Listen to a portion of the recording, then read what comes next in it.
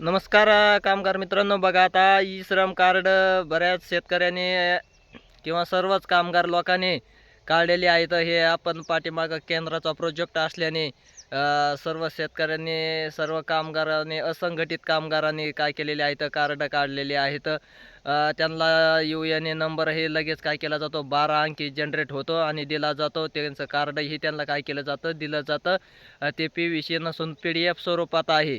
आणि त्यामुळं मग त्या कार्डाचे काय फायदे आहेत, तर त्या कार्डावर तुम्हाला काय होणार आहे, ₹3000 मंथली पेन्शन मिळणार आहे, ती 60 वर्षाच्या पुढून. त्यानंतर काही जर गंभीर आजार वगैरे झाला तर 2 लाखापर्यंत, काही जर हात-पाय वगैरे जर निकामी झाला तर 1 लाखापर्यंत काय केला जातो, त्यातून विमा कवच आहे. आणि मग ते रजिस्ट्रेशन कोण करू शकतो, कोण त्या रजिस्ट्रेशन करण्यासाठी पात्र आहेत ई श्रम कार्डमध्ये?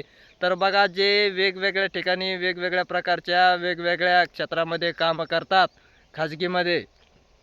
मग कोणी बांधकाम कामगारात असेल, त्यानंतर कोणी पानटपरी चालवत असेल, त्यानंतर कोणी भाजी विक्रेता असेल. असे विविध वेगवेगळे कामं, कोणी विणकाम करत असेल, त्यानंतर कोणी ड्रायव्हिंग करत असेल, कोणी गवंडी असेल, घरं बांधायचंही काम करत असेल. अशा वेगवेगळ्या क्षेत्रामध्ये जे कामं करतात त्यांची काय केलेली आहे, केंद्र सरकारने एक डाटा मागवलेला आहे आणि त्यांचा एकत्र डाटा केलेला आहे. आणि एकत्र करून मग त्यांना एक विशिष्ट वेगळा एक UN क्रमांक काय केलेला आहे, 12 अंकी दिलेला आहे. आणि मग त्यांना वेगवेगळ्या प्रकारच्या सुविधा शासन काय करत आहे, पुरवत आहे, देत आहे. मग त्यामध्ये हे एखादा शिलाई काम करत असेल तर तो सुद्धा काय करू शकतो, त्यामध्ये नोंदणी करू शकतो. असे विविध प्रकारचे वेगवेगळे कामगार आहेत जे कामं करतात, खाजगी क्षेत्रामध्ये काही व्यवसाय करतात. त्यामध्ये ते काय करू शकतात, सर्वच लोक काय करू शकतात, रजिस्ट्रेशन करू शकतात. आणि हा केंद्राचा प्रोजेक्ट आहे. त्यामुळं मग ह्या शासनाने काय केलेलं आहे, हा आणलेला आहे आणि ह्याचं रजिस्ट्रेशन वगैरे सर्व बऱ्याच कामगारांनी केलेलं आहे आणि अद्यापही रजिस्ट्रेशन त्याचं चालू आहे. आणि ज्यांनी केलं नसेल त्यांनी लवकरात लवकर करून घ्यायचं आहे. तुम्हाला काय होणार आहे, पेन्शन हे मिळणार आहे. 60 वर्षे झाल्यानंतर ₹3000 मंथली महिन्याला पेन्शन योजना काय केलेली आहे, लागू केलेली आहे. वेगवेगळ्या प्रकारचे विमा, अपघाती विमा, इन्शुरन्स कव्हरसुद्धा काय केलेले आहेत, याला लागू केलेले आहेत. त्यामुळं मग ज्यांनी काढलेलं ई-श्रम नसेल त्यांनी तात्काळ काढून घ्यायचं आहे. सोपी पद्धत आहे. जवळच्या शेतू सुविधा केंद्राच्या माध्यमातून तुम्ही काय करू शकता, हे कार्ड काढू शकता. 1-2 मिनिटाचं काम आहे. आता पेन्शन योजना कशी मिळेल बघा, आता ते वयाच्या नुसार पेन्शन योजना असते. तुम्ही मग तुमचं वय जेवढं असेल तेवढी एक विशिष्ट रक्कम काय केली जाते, तुम्हाला भरावी लागते शासनाला आणि नंतर मग तुम्हाला शासन काय करतं, तेवढीच रक्कम आपल्या नावे अ, अ, भरत हे करतं, विमा कवच उतरवतं. आणि मग ती पेन्शन आपल्याला 60 वर्षे वयापर्यंत पैसे काय करावे लागतात, अदा करावे लागतात मंथली. आता एखाद्या कामगाराचं वय जर 18 वर्षे असेल आणि मग त्याला महिन्याला एक 60 ते ₹65 काय करावे लागतात, भरावे लागतात. ते वयाच्या 60 वर्षापर्यंत. आणि तेवढेच पैसे शासन काय करतं, आपल्या नावाने भरतं. आणि मग दोन्हीचं एकत्रीकरण आपल्याला वयाचे 60 वर्षे पूर्ण झाल्यानंतर काय केले जातात, ₹3000 पेन्शन मंथली ह्या योजनेच्या माध्यमातून काय केली जाते, अदा केली जाते, आपल्याला मिळते. मग ज्यांना काय ह्याच्यामध्ये नोंदणी करायची असेल त्या शेतकऱ्यांना पेन्शन योजनेमध्ये तर नोंदणी करू शकता. जवळच्या शेतू सुविधा केंद्रामध्ये जाऊन तुम्ही आधार कार्ड, बँक पासबुक आणि आधारला लिंक असलेला मोबाईल नंबर आणि स्वतः माणूस हजर असणे अनिवार्य आहे. तरच तुम्ही काय करू शकता, ई श्रम कार्ड काढू शकता आणि त्या पेन्शन योजनेचा लाभसुद्धा घेऊ शकता.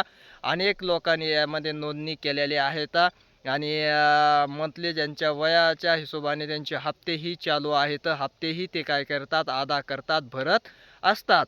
त्यामुळं मग ज्या कामगारांना इच्छा आहे, कुणी ड्रायव्हिंग करत असेल, कुणी शिलाई काम करत असेल, कुणी भाजी विक्रेते असेल, असे वेगवेगळ्या क्षेत्रातले लोक आहेत. त्या क्षेत्रामध्ये जे लोक काम करतात त्या क्षेत्रातच नोंदणी करून तुम्हाला पेन्शन प्राप्त करता येते. थोडीशी रक्कम आहे, एक 100 ते ₹150 आतमध्येच काय करता येते, महिन्याला तुमच्या वयाच्या हिशोबाने काय केली जाते, भरली जाते. त्यामुळं मग तुम्हाला काय नाही, तुम्ही सहजासहजी तुमच्या अकाउंटमधून हे पैसे काय केले जातात, डेबिट होतात आणि वयाचे 60 वर्षे पूर्ण झाल्यानंतर 3,000 रुपये मंथली महिन्याप्रमाणे या हिशोबाने तुम्हाला ती रक्कम काय केली जाते, अदा केली जाते.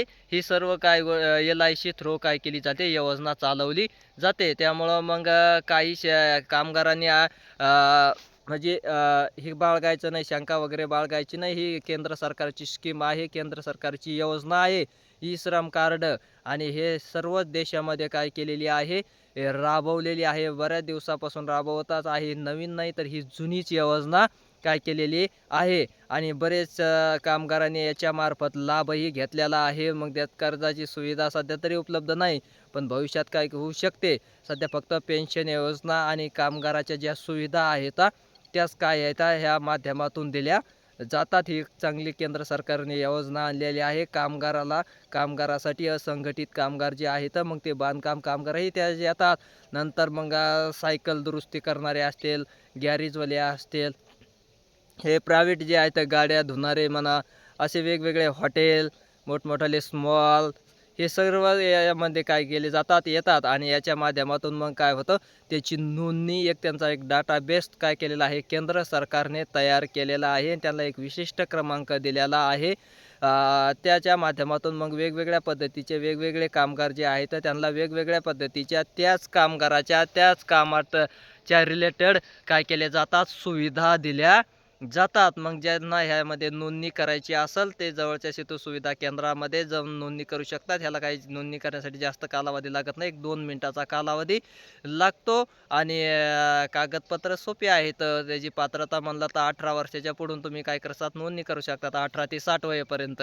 आणि Aadhaar card, bank passbook, mobile number चालू आहे तो, आहे का नाही. काही काम करत असेल, पुरावा असेल तर चालतो, नसेल तरी काही अडचण नाही. सहजासहजी तुम्ही काय करू शकता, त्यामध्ये नोंदणी करू शकतात. काही अडचण नाही. काही अडचण वगैरे आल्यास, काही शंका वाटल्यास काय करायचं आहे, व्हिडिओच्या कमेंट बॉक्समध्ये कमेंट करायची आहे. त्याच्यावर सोल्युशन तुम्हाला काय केलं जाईल, सांगितलं जाईल. धन्यवाद.